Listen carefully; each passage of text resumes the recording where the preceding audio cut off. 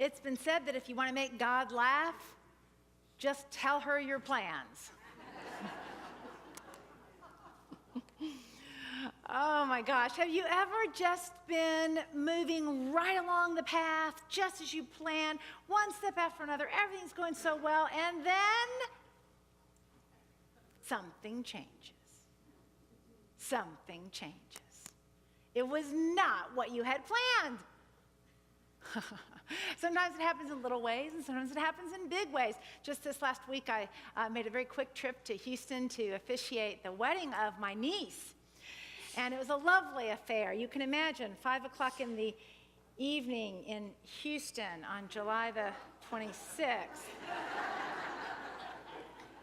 You know, as a minister, I'm always prepared. I always have tissues in my little booklet for tears that might come. This is the first time I have ever stopped a wedding and said, okay, time out.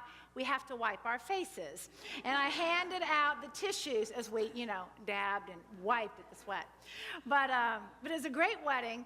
Interestingly, though, I arrive at the wedding site, and the first thing I'm greeted with is, we can't find our marriage license. These are not the words that a minister wants to hear.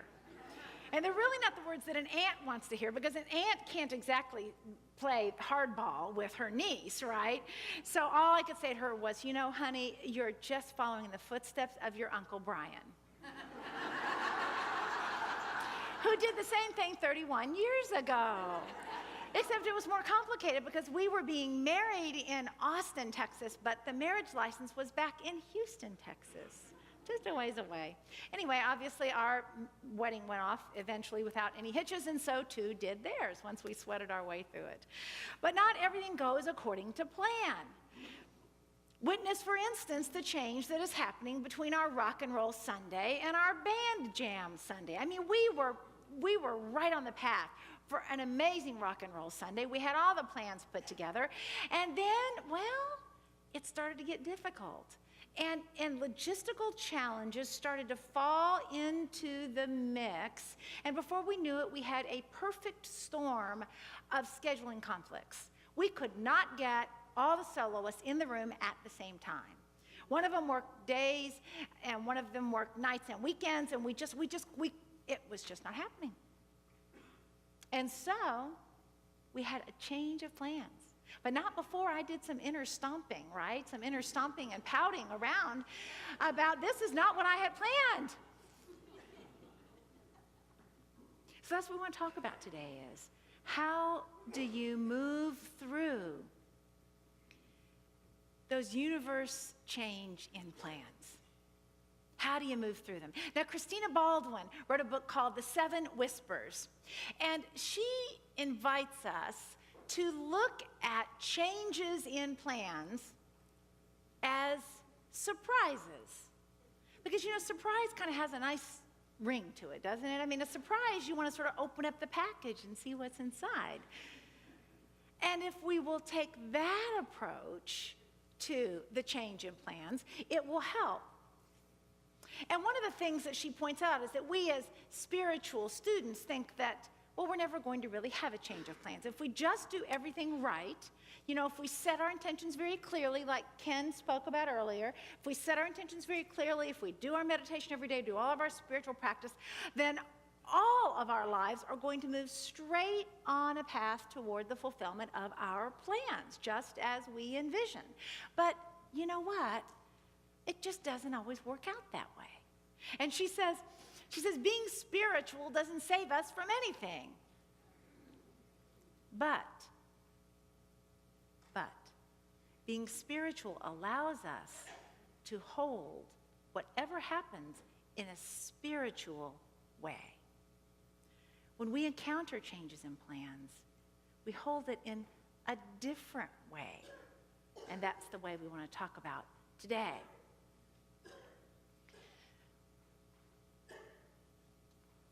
In her book, Christina Baldwin shares about a time when she was getting ready to go back to her 25th reunion. And she thought about all the twists and turns of her life since she had graduated. And she thought back to that person on graduation day and what her expectations for life had been And she looked at the shifts that had unfolded throughout those 25 years. And so she wrote a letter to her 18-year-old self. Now think for a moment about where you were when you were preparing to graduate at age 17 or 18. For some of you, it's a few years ago. For others of you, the math is too complicated. Don't even do the math. Just think about what you envisioned from your life on graduation day or around about that age, and how life has actually turned out, and some of the surprises that have awaited you. So I took the challenge myself and decided to write a letter to my 18-year-old self, and I'd like to share that letter with you. Dear Patty, no matter how well you think you have planned, and I know you think you've planned well, things will not work out quite like you imagine.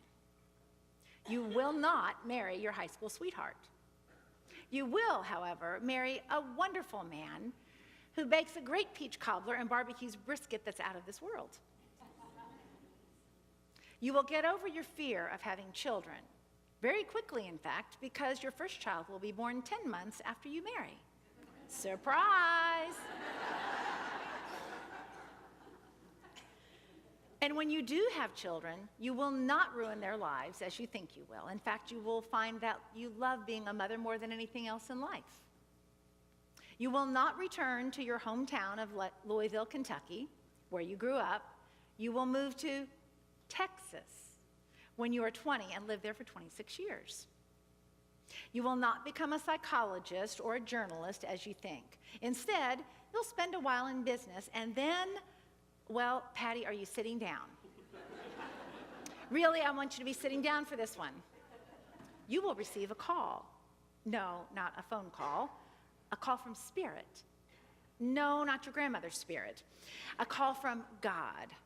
Really, Patty, you're making this difficult. Let me just cut to the chase and tell you that you will become a minister. And yes, you heard me right. Women can become ministers. In fact, you will become a unity minister, even though you've never heard of unity yet. And you will eventually move to Kansas. Now, knowing how geographically challenged you are, I will tell you that Kansas is the state in the center of the country where Dorothy and Toto lived. I have to speak on the level that the 18-year-old Patty understood.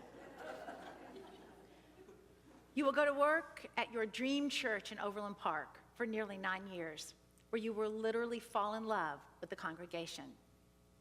And then you will receive another calling, telling you it's time to move on. You will have absolutely no choice but to surrender in faith, because by then you will understand that this is just one more of God's calls. Oh, and P.S., somewhere along the line, you will change your name from Patty to Patricia, although some of your family and friends will resist that last surprise forever.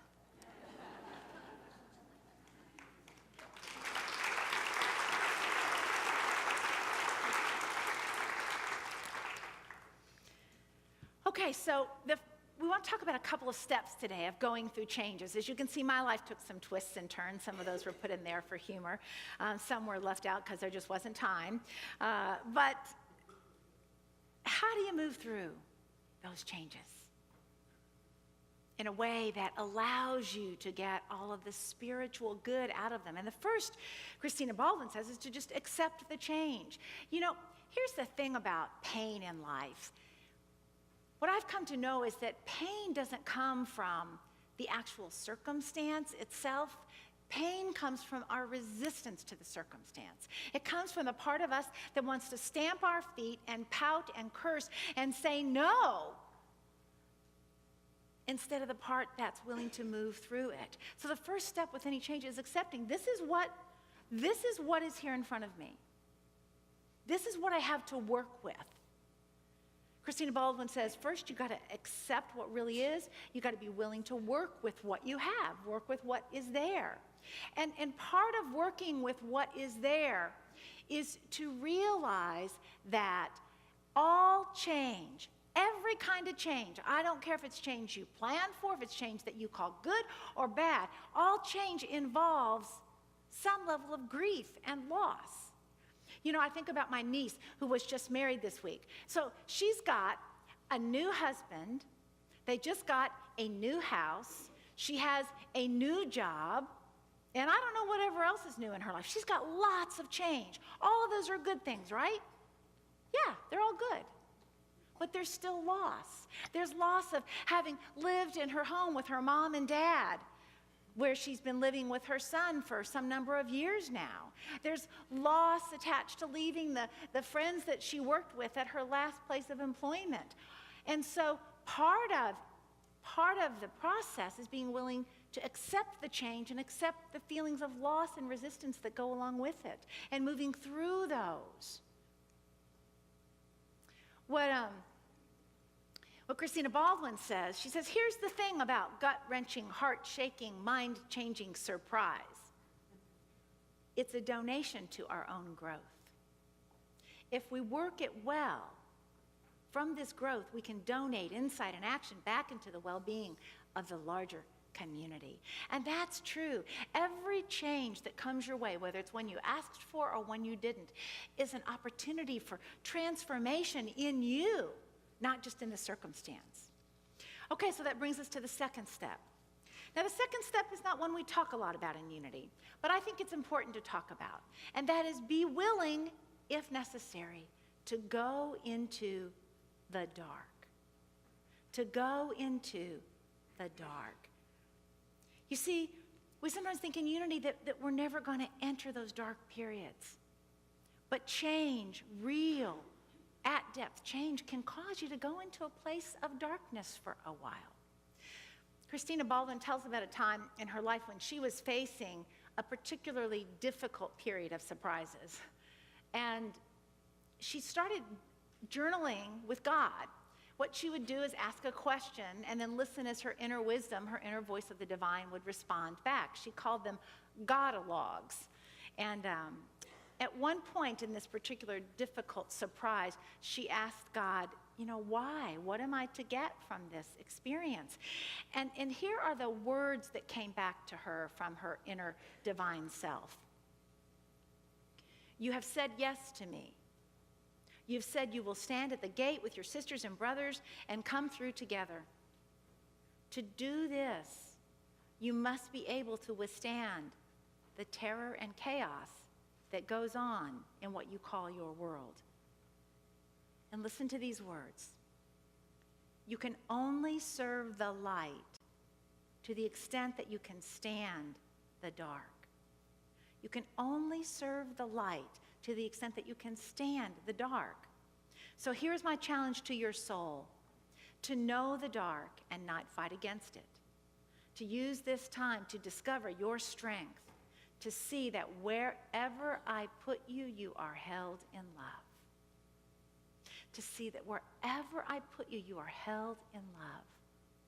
You see, if we resist going to the depths of the change, then we deal with it on a surface level and may not get the true gifts that are there for us to get. And so that brings us then to the third step. And the third step is, in the midst of the change, to look for God. To look for God, and that means to look for good. Because the truth is, you can find God and good in every circumstance.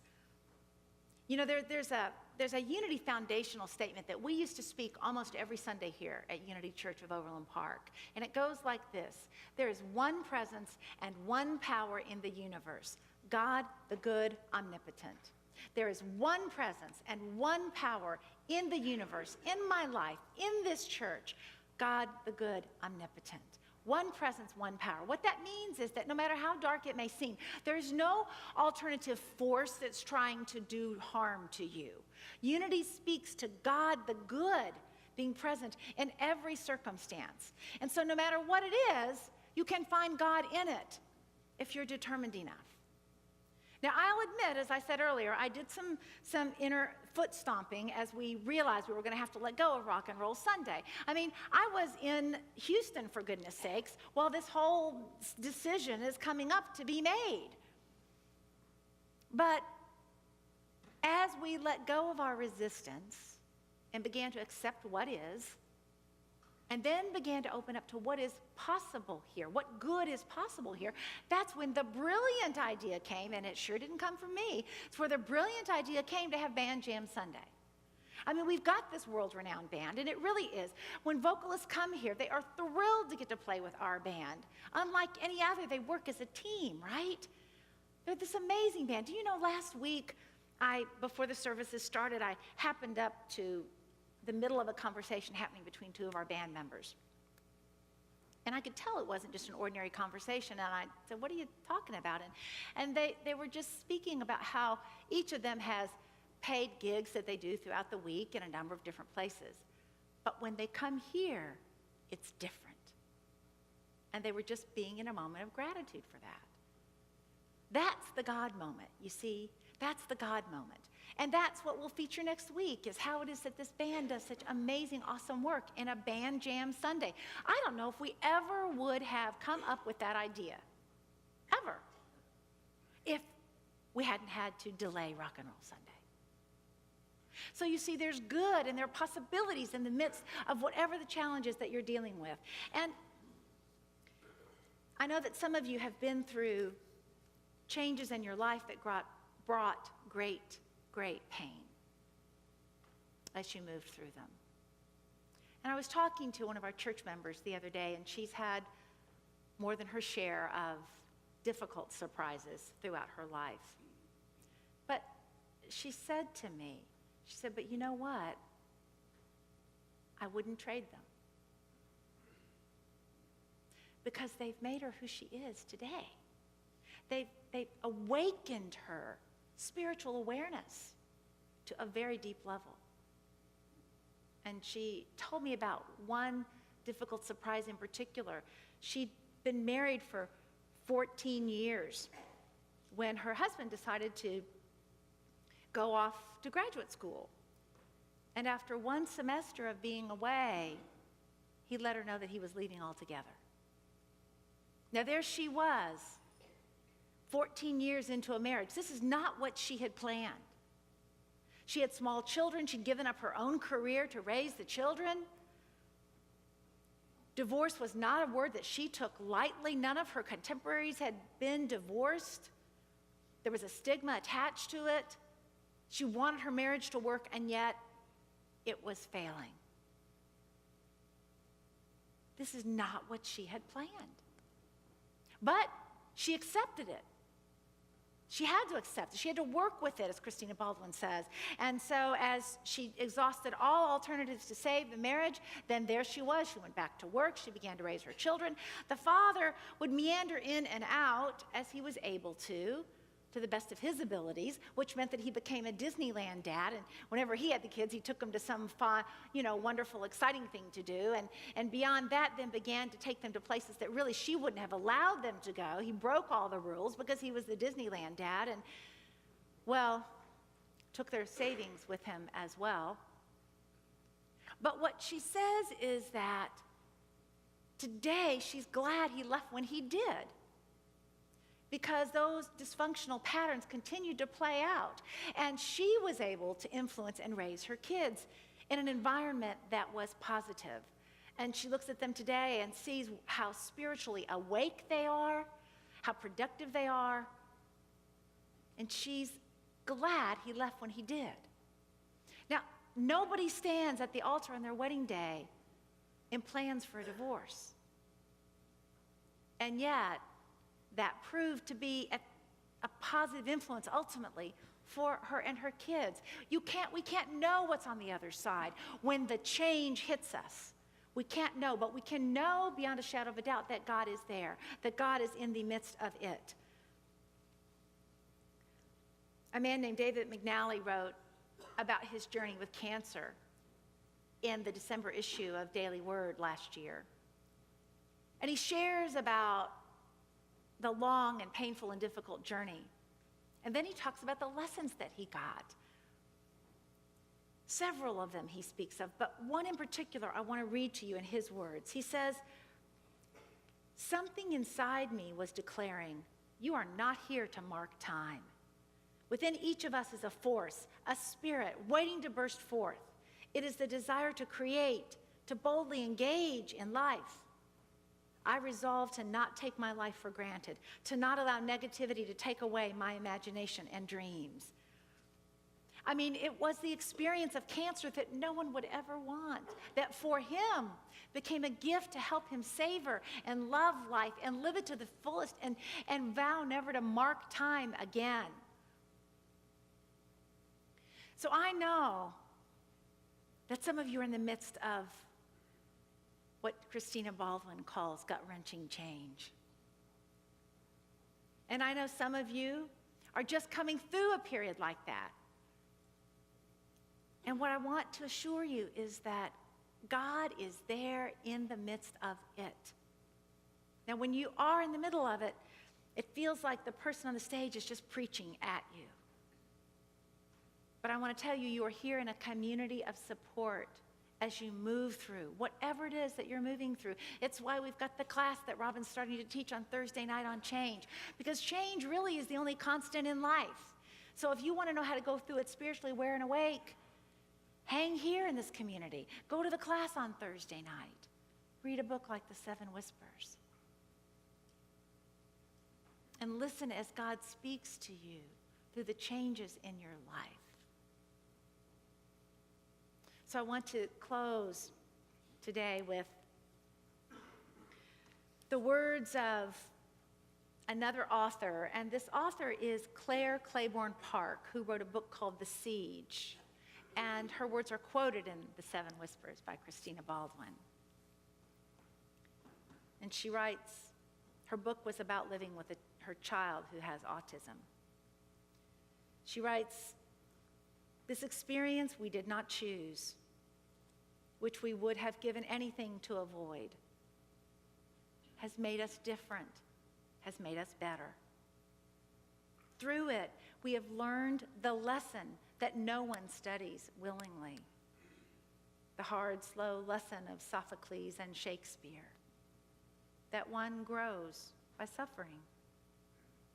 I write now what 15 years past I would still not have thought possible to write, that if today I were given the choice to accept the experience with everything that it entails, or to refuse the bitter largesse, I would have to stretch out my hands, because out of it has come for all of us an unimagined life. And I will not change the last word of the story. It is still love. I would not change the last word of the story. It is still love. It is in these circumstances that we would not choose, that we have the opportunity to go, oh, so deep. It may even take us into a depth of time that's a dark night of the soul for a moment or perhaps months or longer still. But we will find the light. You will find the light. And you will come to know more surely than ever before that God is with you on that journey, always and without exception. And the last word is always love. God bless you.